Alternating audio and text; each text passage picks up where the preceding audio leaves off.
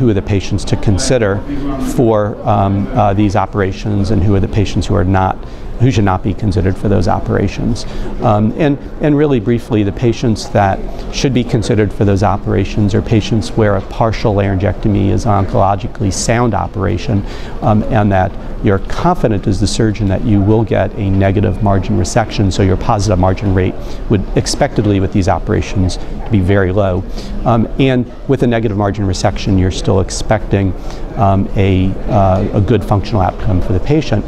And good functional outcome meaning not trach dependent long-term, not gastrostomy tube dependent long-term, and being able to speak using their native voice.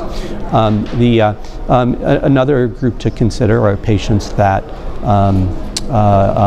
that it's their preference to have an organ preserving surgery rather than organ preservation with radiation or chemoradiation. And there are some patients who prefer to undergo a surgical route for that.